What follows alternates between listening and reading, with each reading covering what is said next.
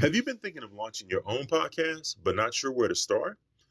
Well, we were in your same position when we started. That's when we found Buzzsprout. Buzzsprout makes podcasting easy. With Buzzsprout, you can launch a professional podcast in no time. In fact, Buzzsprout has already helped over 100,000 people get their podcast launched. With Buzzsprout, you'll get a great looking website, audio players to drop into other websites, detailed analytics to see how people are listening, and tools to promote your episodes, and much, much more. Plus, Buzzsprout publishes new blog posts, YouTube videos, and podcast episodes on a weekly basis to help you become a better podcaster. So if you're ready to start your own podcast, just click the link in the show notes and receive a $20 Amazon gift card for signing up. This lets Buzzsprout know that we sent you, and it also supports our show. Buzzsprout, the easiest way to start your podcast. Thanks. If somebody would have sat me down and would have told me, because like I said, my daddy, he was there and he was a strong, male influence, but he wasn't a talker. Everything that I learned, I just learned from watching him. Yeah. I watched his work ethic. I watched what he did and how he moved. But he never really just sat down and just gave me the game. Like, son, this is what you do. This is what you don't do. Now, don't go out there tracing Jets tails after you ain't got your check on Friday and spend all your check tracing Jets tails all weekend. Like he never really just sat there and gave me the game. I just watched how he moved. So if somebody would have probably sat me down, whether it have been an uncle or somebody else at the time, I probably would have listened. But at that point, 20, I had already been gone from the house. So I moved out when I was 17. I had already been gone at the house 3 years. So I was kind of doing things on my own at that point. And here we go.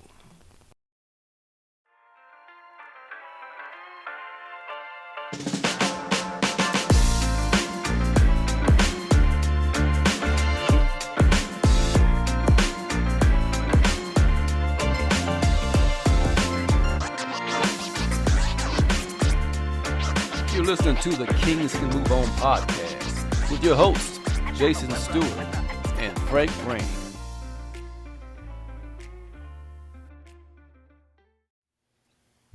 What up, world? Hey, everybody, it's the Kings Can Move On podcast. You have your co-host here, Frank the Tank, a.k.a. Big Reno in the house. What's happening? Big up, big up, big up. What's up? What's up? It's your boy, Lil J.K. Wood. You also know who I am on Instagram because it's KC to H-Town. Don't miss that. Don't miss that. Also, I got one question for you. Are you down with the Kings? Because if you are, or you are not, I need you to like and subscribe us on YouTube and Apple, Spotify, everything else on the platform. With that said, what's up, my dude? Nothing much, brother. How you living today? I can't complain, man. Another great day in the H. The H-Town weather doing good still? Yeah, it's hot as hell as mug. Man, hot as the damn devil's pitchfork. But but with that said, speaking of H-Town, we got a guest tonight from H-Town. A friend of mine, Mr. Jonathan Cloud, aka J Cloud. What's up? What's up, J Cloud? What's happening with you, man? What's happening, brother? Man, I can't call it. You got the best hand. You tell me what's going on.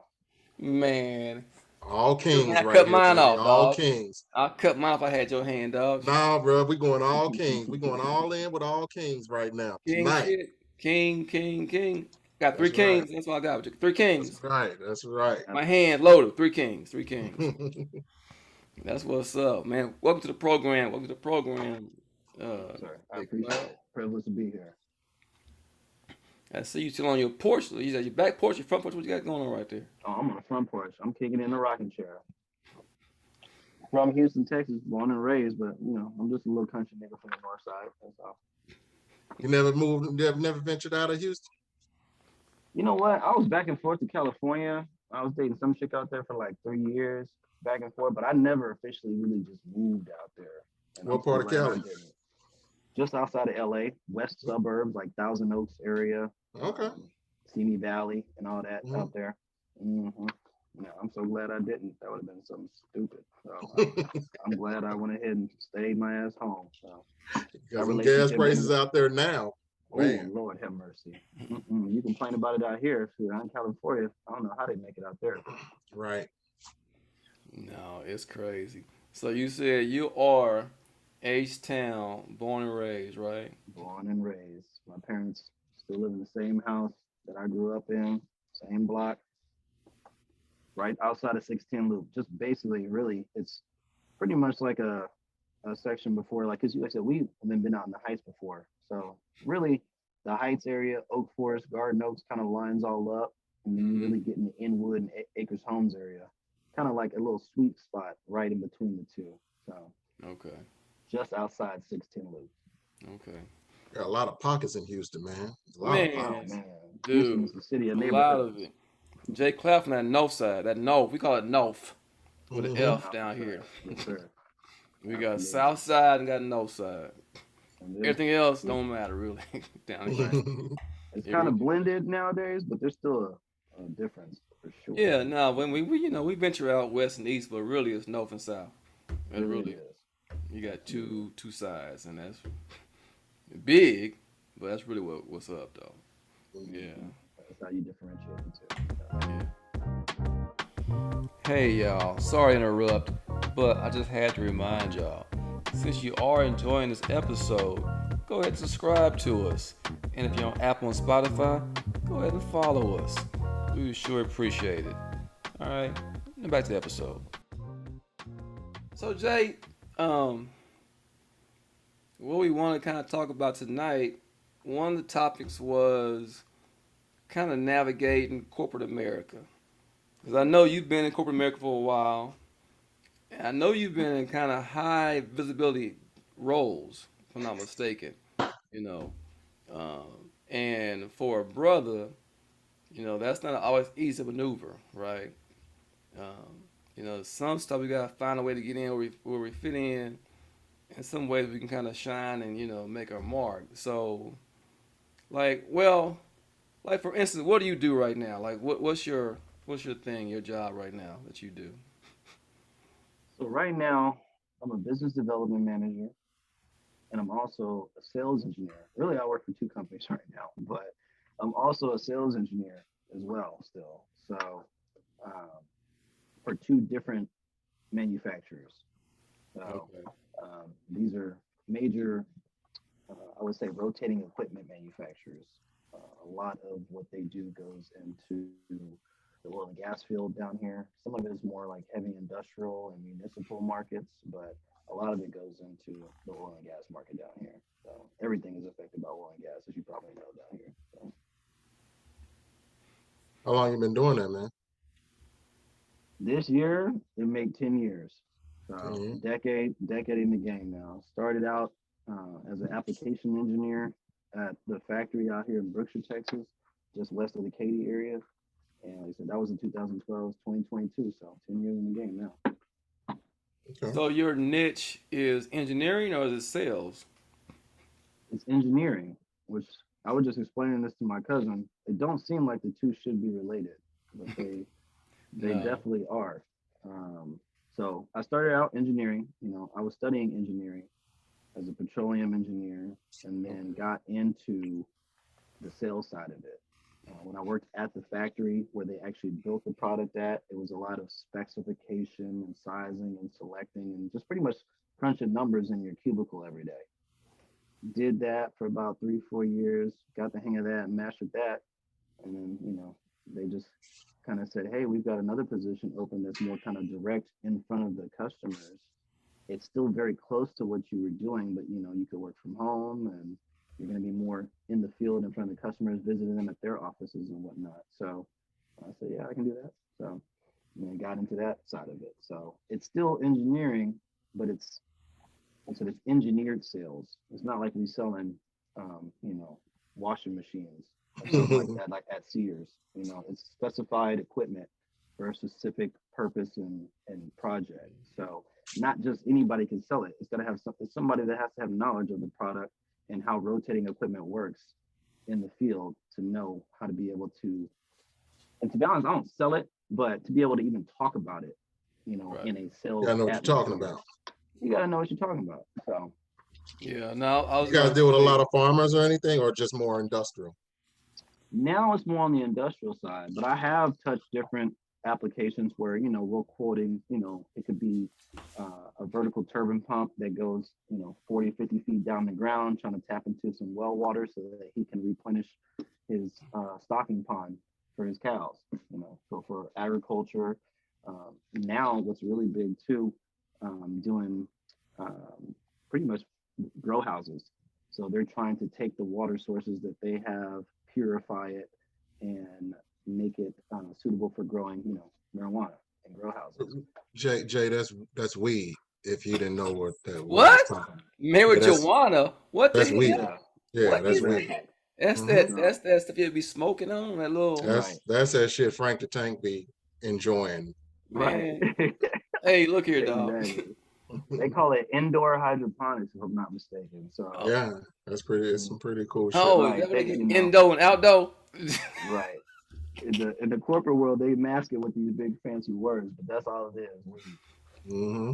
Hmm. No, Jay, I was gonna say I've worked in oil and gas. I'm in IT, so I've worked in different Mm-hmm. industries, and typically the engineers I worked with, they weren't that much. They weren't really people persons. I mean, Mm-hmm. they were good at engineering, CAD drawings, Mm-hmm. specking out, all the specs you need for a part to build it. Right. They weren't the best at being people Right. persons, right? So yeah, Mm-hmm. so no, that's interesting that you're able to transition engineering into Right. sales engineering and have the skill set to do both. For sure, definitely. I mean, I hear that all the time. A lot of engineers, they're more introverted type cats, and they like to just kind of sit in their cubicle, and they're fine with just working at the factory, crunching numbers, reading over specifications all day, And so I did that, but that shit gets boring. So after a while, I want to go out and travel and see the equipment actually once it gets into the field after the design phase. So Where'd you go to college? here, Houston. Oh yeah. Hmm. For Okay. U of H So or PV, because no, engineering. U of H, U of Okay, H. because Okay. most people think PV for engineering, because Right. Right. it is a big center Right. for And engineering. I am not a degreed engineer. So that's another thing too. I went to school and dibbled and dabbled in it and whatnot, but school really wasn't for me. So, a lot of So how'd times, you get your foot in the door then, Jay? How'd you get in? So, because you're doing pretty well now, in your hmm career. hmm How'd you get in and be able to move around without having that paper? pretty much, I mean, it's really just once I get an interview, I always feel like once I get an interview and I can get in front of these people, I can sell myself. So I know me, and I feel like at this point, I've mastered being able to sell myself and really just getting people to like me. Like people will do business with people they like, and That's all it is. if you can make people feel comfortable with you, and they're like, okay, I can sit him in front of a client, in front of ExxonMobil, in front of whoever, and you can have a conversation and talk about this equipment. A lot of like everything that I learned about the rotating equipment industry, I picked it up as I went, but I Mhm. really had no experience whatsoever when I started this out. I knew a little bit about it because I tried to start studying petroleum, but I was like, this shit is expensive. I left that alone and then just kind of started doing other stuff that I probably shouldn't have been doing. But yeah, so I just kind of at one point I was like, you know what? Let me just see what I can do. I'm gonna just apply to some companies, and I applied for a bunch of positions I had no business applying for because I Mhm. didn't have the credentials. Yeah. But I knew, and I had the confidence in myself to where I had a little bit of mechanical aptitude. I always watched my daddy work on cars, work on air conditions. He was just a hustler. He'd work on anything. If it was broke, he'd try to fix it. Nowadays, if something breaks, they just go buy something else new. Mhm. It don't matter. Nobody try to fix on their own cars and replace a transmission or do a valve job in the driveway or something like that. So I watched my daddy work on stuff, and so I had a little bit of mechanical aptitude. So I kind of just took that and then applied it to another industry. So That's what's up. I get it, and I asked that because I've been in corporate America for a long time as well, and when I got in, I didn't have a degree either. I moved mhm, around a whole lot, made my way through with certifications, experience, and but it hit a point for me where I had a manager telling me, "Hey, you gonna get your degree?" I was like, "I Mm-hmm. don't know. Do I need it?" And he was like, "Well, you're doing very well. We like you, but Mm-hmm. and he could stop there.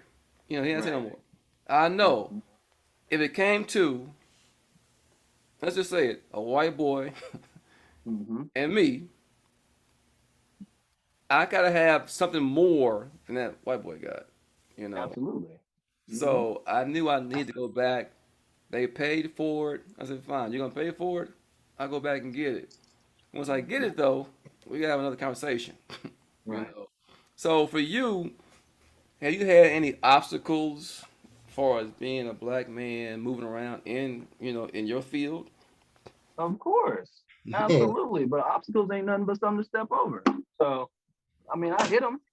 But yeah, like I said, one monkey don't stop no show. If one company tell me no, there's 10 other companies that do the same thing. One of them gonna tell me yes. So I just play the odds. To be honest with you, like it is. I'm not. I've never,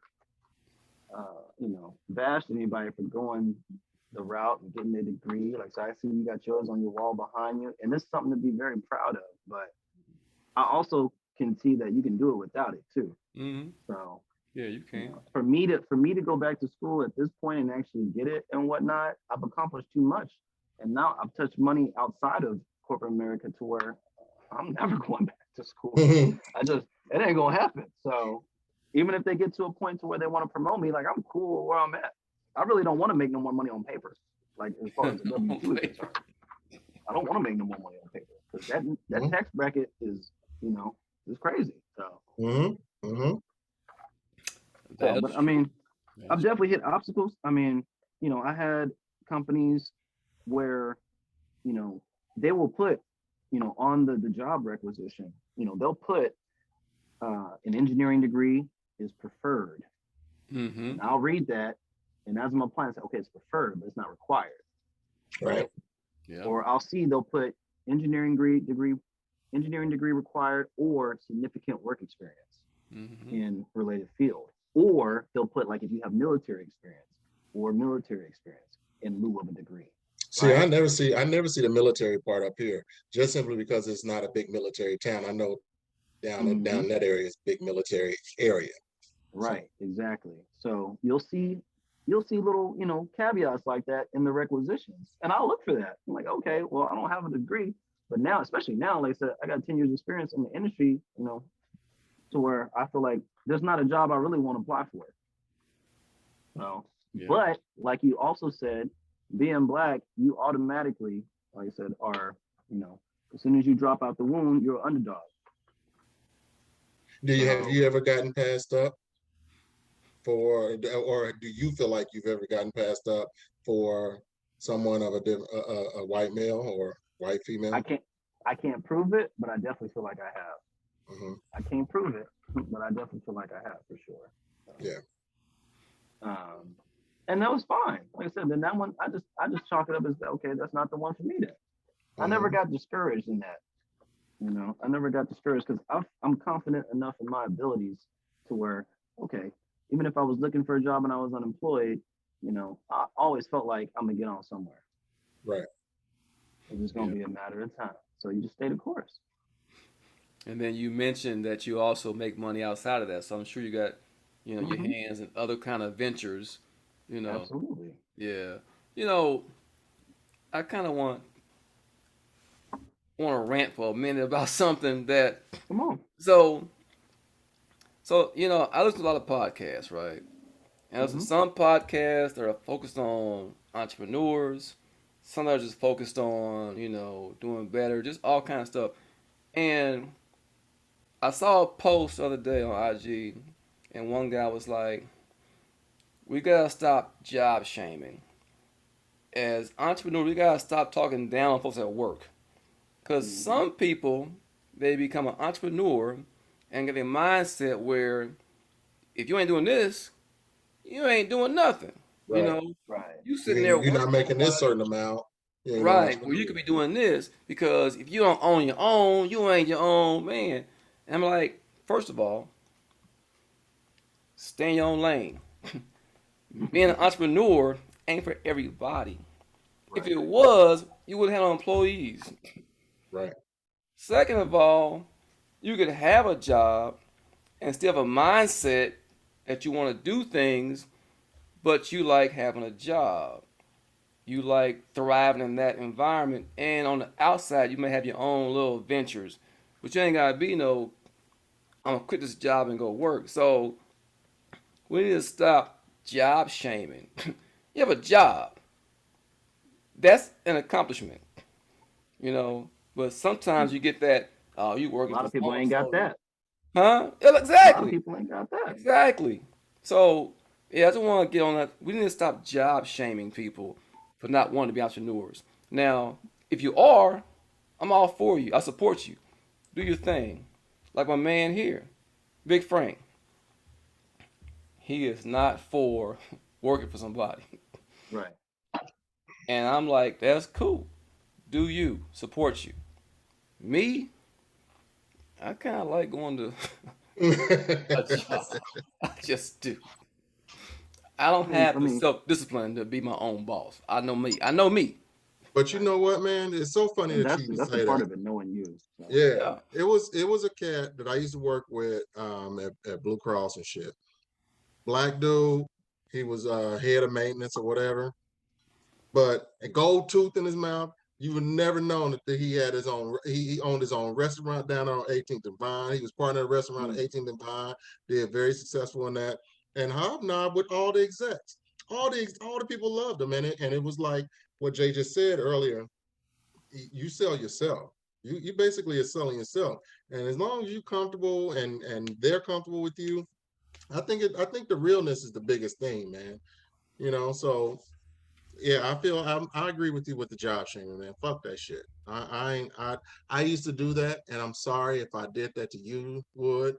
But as my thing oh is now, man, like, fuck it. If that's what people want to do, that's what people want to do. And like you said, if it wasn't, it I want workers. I'm gonna need workers You're gonna at need some somebody to point. work.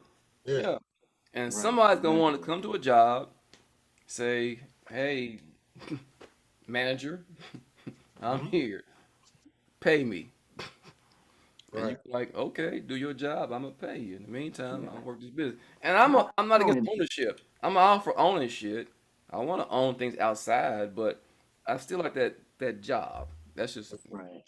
I just Not only that, but like what Jay Z said, I can't knock the way a nigga eating. Yeah. If somebody's paying their bills and making an honest living out here and bringing home a paycheck and mhm. supporting their family, how you gonna talk down on that man? Right. Right. You That's shouldn't. whack. Yeah. That's whack. How you gonna talk down on Mhm. that man? You can't knock the way a Right. nigga's eating, yo. I'm never gonna knock another man's hustle. Just because his hustle ain't my hustle, I'm not gonna knock it. Hmm. Right. Your play ain't my play. That's just Absolutely. that's just it. But I got a play though. I have one. Right. Exactly. And be Right. So happy you gotta play. yeah, For real. and I'm a play my move. So but that's my little rant. That's all I wanted to get No, and off. I definitely get that. And I'm all for ownership as well. But Mm-hmm. you can work, and I get not wanting to work for nobody. I don't like that's not the end game. I don't want to work for somebody for the rest of my life, you Yeah. know. But for now, I always feel like you do what you have to do until you can do what you want to do. Right. But right now, I'm gonna do what I have to do, and whether it's working for this company or working for that company, and I'm gonna take my little money that I get from that paycheck and I'm gonna parlay it into something else. Yeah. And eventually, I'm gonna do enough of that to where I ain't gotta work for this one no more. Yeah. That's what's up. That's how you do it. I think like you just said. Another way of saying it is do now what I have to, so that later I can do what I want to. That's That's that's the that. way I see it. But a lot of cats these days they don't want to have to go through that phase. They just want to have everything And they want it now. microwave ready. Oh, Yeah, microwave. Boom. Give me to it right now. exactly. Yeah. Yeah. That ain't how it Exactly. works. So that ain't how it works. But okay, that was my corporate America spiel. I wanted to get that in, but No, there's nothing wrong with having a job, man. it ain't. It ain't. At the end of the day, do you, man? Do as long as you're doing Hmm. something.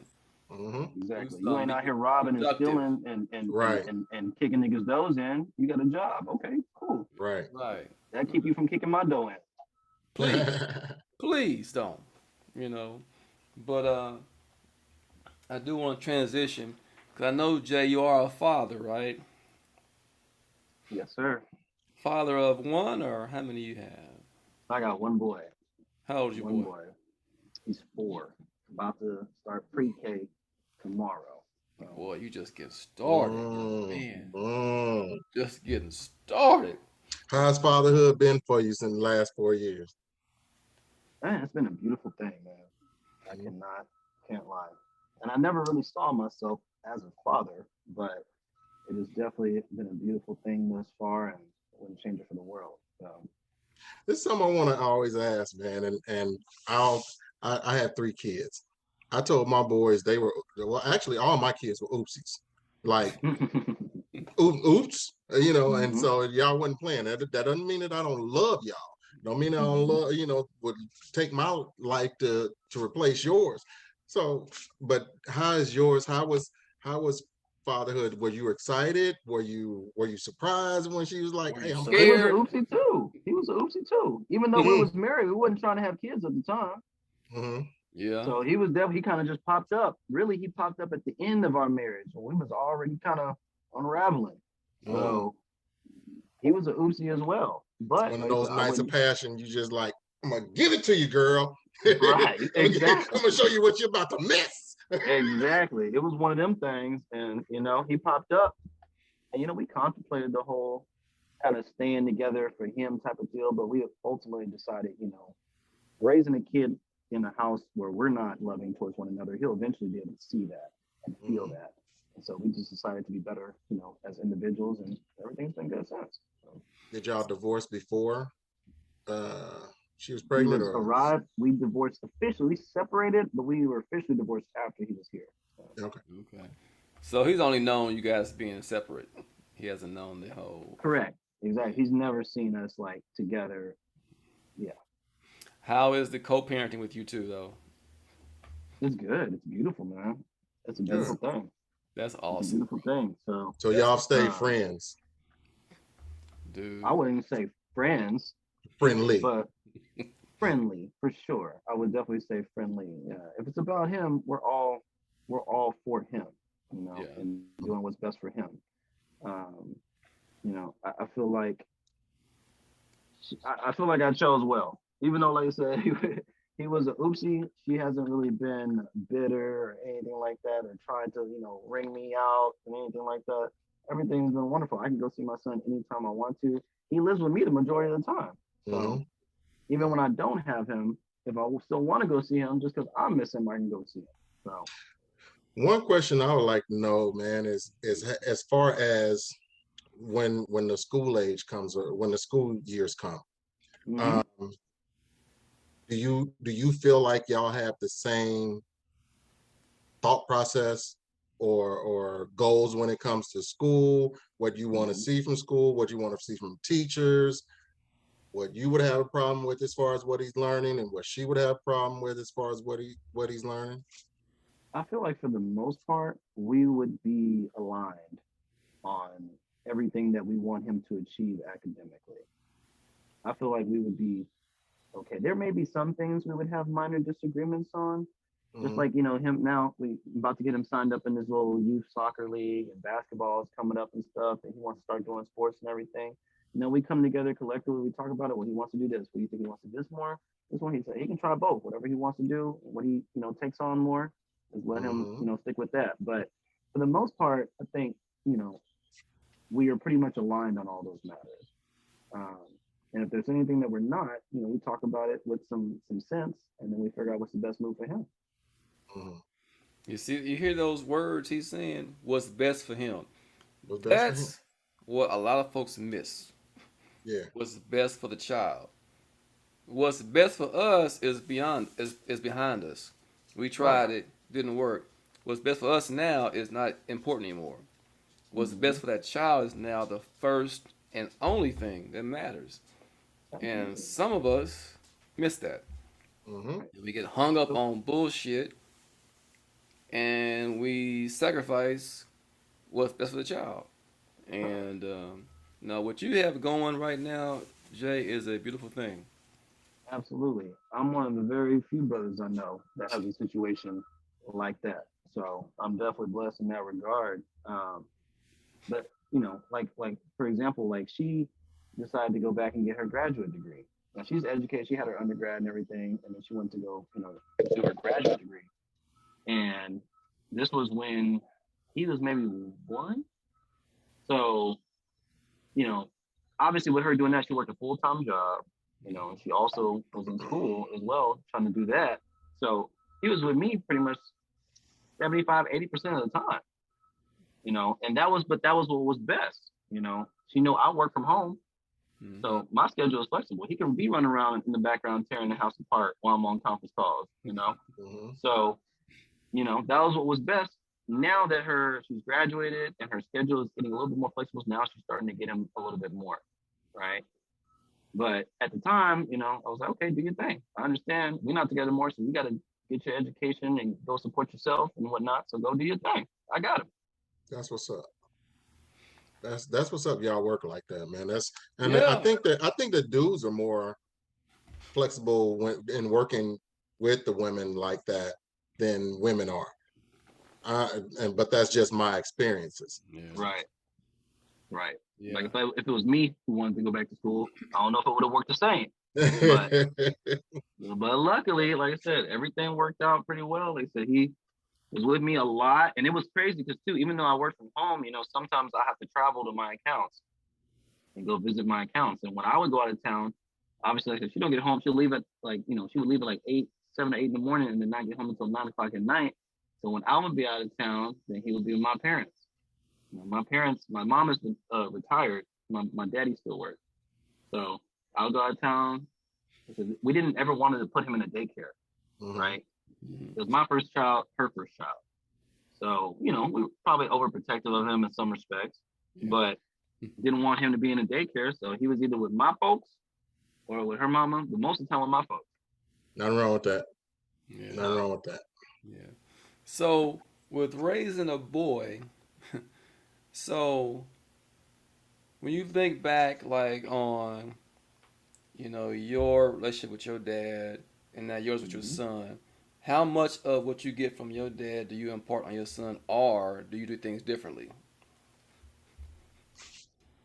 I can't help but do some of the stuff the same. My daddy is in me. As much as I don't like to admit it, my daddy is definitely in me, especially the way I act. So, Is that good or bad? Shit. probably not good in some respects. He's definitely very, strong-headed. And I get my hustle from my daddy. Like I said, he didn't graduate from high school. So, but I saw he was able to be successful and whatnot. So I was like, all right, well, I'm gonna get my work ethic from him, and I'm gonna just make it happen. Just watching him hustle. Like I said, work on cars, work on air conditions. He's a butcher and then chop meat in a butcher shop for 40 years. So I just watched him and everything he did. I was like, he was a jack of all trades, and I was like, all right, I gotta be good at something. So but yeah, I get a lot from my daddy and stuff that I don't even want to get from him. Being hard-headed and stubborn. I definitely get that from him. And I try to be, also my daddy was very old school. He's 60, he'd be 65 this year. And he's very old school, very tyrannical in his rule in the household, right? So it's either his way or the highway. If it's time to go to bed, everybody go to bed. Lights off. I want to hear no TV on, no nothing. If he going to bed, everybody go to bed. So, I definitely get a lot of that from him, and I try to be a little bit more, I don't want to say reasonable. I mean, times have changed, right? I mean, times have changed, right? Yeah. Definitely. But I'm definitely have some of them strong elements, definitely, obviously, with me. But also, he was very, hard to approach when it came to, talking about stuff and things of that nature. He was very just one way all the time. I never saw him in like recreational mode. Most of the time he was always just about work. And a few times I do did you get to see it now though? That you're older, do you get to see it, or is he still guarded? it's still guarded, but Mhm. I get to see glimpses of it. What you say? So I recently, and they had their 40. My mom and dad had their 40th anniversary in May. So I took them to Mexico for their anniversary, and I got to see him in vacation mode. That's something I ain't never seen before. Right. So that was a privilege and a treat. But when he's here, he don't ever take vacation. Like I said, he work. If he's not working and cutting meat, and he cutting grass or fixing on somebody something. He still cut grass pretty much like every day. So got He's a like landscaping he'll rest when company. he dies, huh? Pretty much, I'll sleep when Yeah. I die. So Yeah. I think it's generational. I think our men of that generation just were built differently, and hmm you know, they felt they had to, hold a certain standard, especially for their women and for their children, and it didn't offer them the chance to kind of let the guards down and kind of right, be a little more real, a more human, I should say. right. And it I may have definitely been agree with that. because what they dealt with on the outside, right? Mhm. Dealing with the world, uh, they just didn't have that opportunity to just kind of lighten up and just be easy. It was kind of no, we had to be strong because you know the world's gonna be on my ass. So Mm-hmm. y'all gotta be ready. I'm sorry I can't be nice daddy right now. I gotta be hard. I gotta be Right. I strong never and felt like structured. my daddy was my friend. I definitely felt like I had a morbid fear of him at most points. I never felt like he was my friend. Like we was buddy buddy. It was Yeah. definitely never not that type of relationship. But I'd I agree with you on do that one. to answer your question. I try to be also approachable to my son and let him know that he can come and talk to me about something. And I tell him, on a daily basis that I love him. My father never said these things to me. I think I can count on one hand how many times he told me he loved me. Mm-hmm. I Yeah. think I I mean that. graduated. I graduated, walked across the stage. I think he told me he loved Yeah. No, me. that's I something got that's married. very common. You know what I mean? Yeah. Exactly. Yeah. So that's a Major difference for major sure. major occasions. You heard it. And I it's don't like, Right. think I man, ever heard my father say it. I don't think I've ever heard my daddy say. I can't remember. I really? mean, Right. I was 20 when he passed, Yeah. hmm but I don't remember him ever saying it. I mean, I know he did because we Right. had Yeah. that how we used to laugh, joke, or whatnot, and how he protected us and provided for us. Hey y'all, sorry to interrupt, but I just had to remind y'all, since you are enjoying this episode, go ahead and subscribe to us. And if you're on Apple and Spotify, go ahead and follow us. We would sure appreciate it. Alright, back to the episode. Have Yeah, I don't think I have ever heard. either of y'all seen the movie Fences with Denzel in it? No, I hmm haven't seen that one yet. That's definitely me and my daddy. I feel like that was definitely me and my daddy's relationship. Dude, Reno, there's one scene that it gets played on like Instagram, whatever, Mm-hmm. where the son come out and it's like, why don't you like me? Denzel was like, what? Boy, I ain't gotta like you. You know what? He said, I ain't never been, it ain't nothing saying I gotta like you. He said, I take Damn, care of you. I go work. I do all this for you. I ain't gotta like you. damn. That's that old school Yeah, mindset. Like, boy, yeah. I ain't gotta be nice or like you. I'm your daddy. I'm taking care of you. I I I gotta love you. remember take You when know that I care of you. movie do. came I ain't out. gotta say it, but I do. Yep, Wow. Yeah. exactly. As soon as I saw that scene, I think I was in the movie theater and almost damn near had a breakdown. I was like, oh shit! I was like, God damn, this ain't my daddy. Shit, Denzel. Daddy, you a motherfucker, daddy. That's a good one though, Rena. If you ain't seen it yet, watch that movie. It's Come a ahead and good one. check that one out. Yeah, but it's a Absolutely. good one. But no, that's real talk though. Our parents were raised different, raised us different, and now we're at a state where we're raising ours with what we learned from ours, but a little different. We're a little I think more. we're evolving. I think it's all about Yeah, evolution, man. yeah, And I, it like I is. said, I feel that because at one point I was like, okay, I'm gonna just be the exact same way. But then you can't be because that make me dumb. If I don't evolve with the times and I'm still doing everything how it used to be, you can't do that. That makes me Right. be dumb for not evolving. So Yeah, you gotta definitely be willing to change with the times for sure. yeah. I'll So definitely say I each one of my kids got a different got a different daddy. Each time, huh? Was Yeah, different? each one of them got a different daddy, and it's just like you said, you just learn more. You learn more and you evolve. So And plus, now you got a little girl, so you soft as hell now. I'm soft as Soft as cotton. a fucking baby cotton in this motherfucker with her. Cottonelle tissue. I Man, can yeah. cuss. She know I'll cuss and I'll get mad. She know when I get mad, but she know 9 times out of 10 I ain't gonna do He's a shit. big old Right. softy. Right. but Hmm. but Jay, I know also you saw our episode on the Battle of the Sexes, right? I definitely saw that. Y'all was kicking it for sure. Definitely. You had them ladies on there and they definitely had some strong opinions about a few things. So Yeah, yeah. How's your dating life going, bro? oh man. It's slim pickings out here. I can't lie to you. Slim pickings out here, man. So like it's a very like you said, times have changed, right? So to be able to go out here and find a quality mate, is a task. Do in you want to be itself. married again? I would get married again. Would you? I'm not saying that's what I'm looking for, but I would Mhm. get married again to the right person. Absolutely. Mm. It's definitely on the table. I'm not just one who said, okay, I did it once and then I ain't doing it ever again. I'll get married again. Yeah.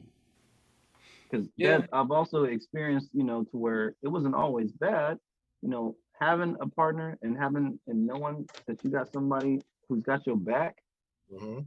no matter what, is a beautiful, beautiful thing. And growing and building an empire together, that's a beautiful thing. So I would get married again, but like I said, if it happens, cool. If it don't happen, cool. So, One day, but not 2 day, huh? right. Exactly. Like he said, what's that line? And I know Frank hates when I use Bible references. No, I but don't. Nigga, I don't either. I don't know why y'all keep saying. damn, Y'all act damn, like I'm the fucking devil up in this bitch. damn heathen is Bible hating.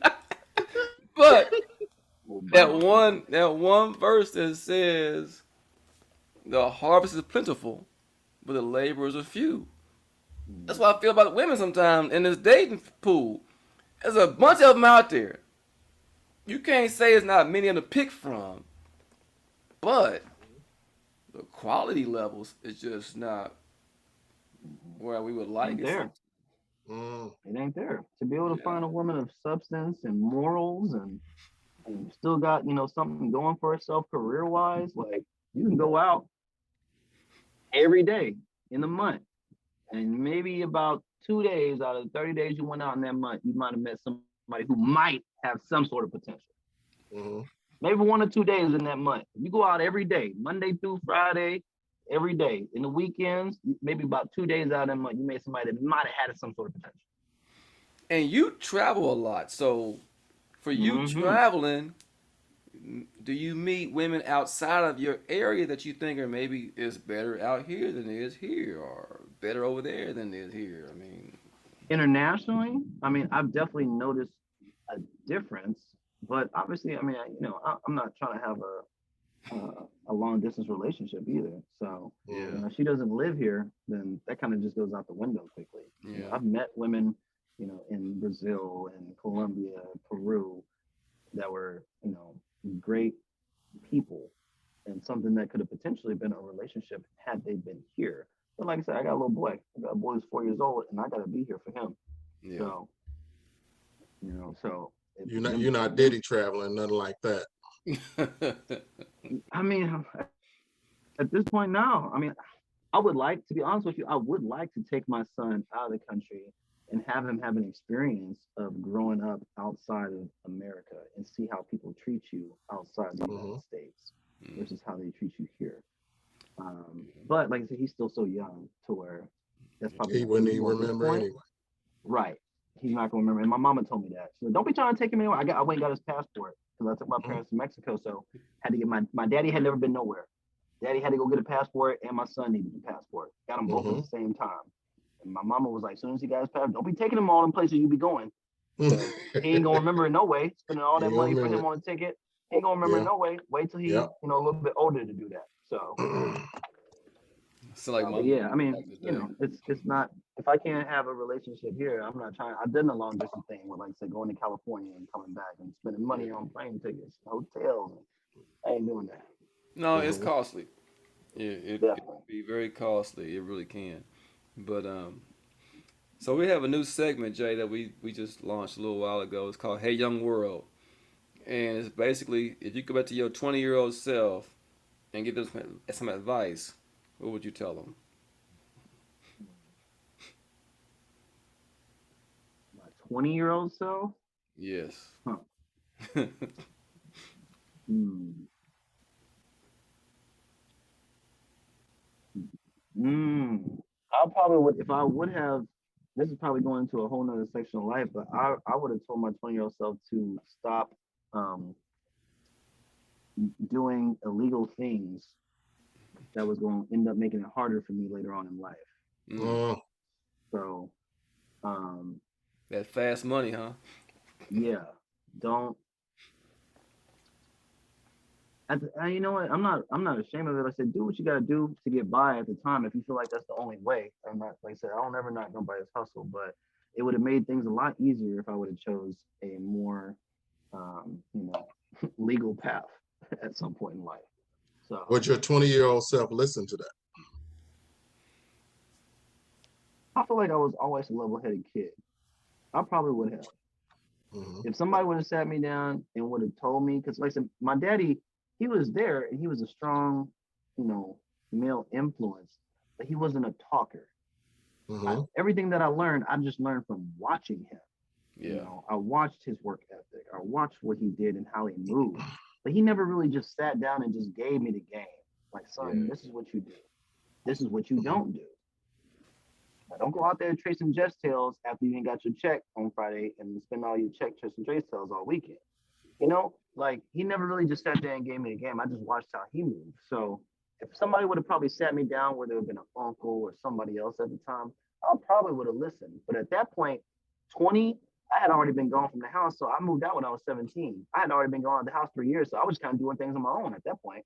Mhm. Mm-hmm. Mhm. Figuring it out yourself at that point. Pretty much just figuring it out myself. So I ran into some hurdles. I definitely caught a few cases. And I wish I wouldn't have had to see that side of it, but now, like I said, I'm able to sit down and impart that knowledge to my son and tell him what to avoid. So Yeah, that's You what's had up. to go through it to grow through it. definitely, That's a good way to put it. definitely, Good way to Yeah. put it, man. Good way to put it. definitely. I feel like Yeah. they, especially with and that's another thing you asked me if I've hit hurdles out here, not just from being black, but that too, having to get over the fact that my record ain't spotless. So having to get through that out here in the corporate world is a mofo too. Every time you have to do a background check, waiting on the background check to come back in Mhm. about another 30 days and see if you're going to clear or not. All these Fortune 500 companies, the background checks will take 5, 6 weeks. They asking for W-2s for 10 years ago and the addresses that you didn't live in the last 15 years and everything Mhm. else. So All that. I'm like, All of that. so You Yeah. you really right, want to know about that? I mean, I'm exactly, not that person anymore, but you right. really want to know what's happening? What Right. happened in I've 10 or changed. 15 years ago?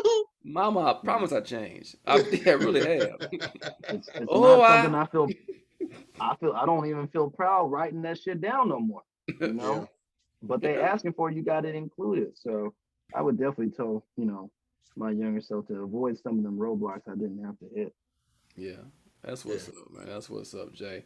Well, listen, man. We appreciate you coming on and chopping up with us for a little bit, telling your story, giving your perspective. So, Big Frank, you wanna give us the last words or anything? Yeah, yeah. Just one thing, man. I noticed that when we were talking earlier, and I even written it down before we even mentioned it, but it was a quote in the Great Debaters.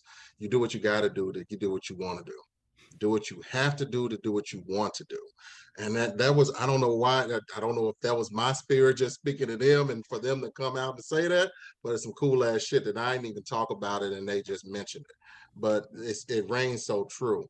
We do what we have to do what we need to do. And if we got to do what delivery, we got to do something. Even if we got to do some hustling, do what you got to do, but get up, make sure you get the fuck up out of there. because we're not blind to the fact that people are out here hustling. We're not blind to the fact that people are out here doing what they feel like they have to do. But take that, if you're even going to do something like that, get out of it as soon as you can. Because one thing I've learned is the FBI and police, their shit is so sophisticated right now. They see you. Trust me, they see you. They see you. So they just waiting for you to either fuck up more or waiting for that bigger fish so they can come back to you and come get you and say, hey, we still gonna arrest you. We still gonna do all of this shit if you don't help us out to get this bigger fish. So just make sure that you're trying to get out of there as soon as you can. If you hustling right now, get out of there as soon as you can, man. And women, get out. So that's it. Appreciate that, man. Appreciate that. Jay Cloud, once again, man, thank you for coming on the show, bro. We appreciate you. Absolutely. I appreciate y'all and y'all's platform that y'all got going on. Speaking real to the generation before and the generation after. So Trying to, man. We trying to. It's hard damn work. We trying though. Trying. With that, Just Big ready. Frank. Go Jay. We out, y'all. Can't move on, y'all. appreciate it.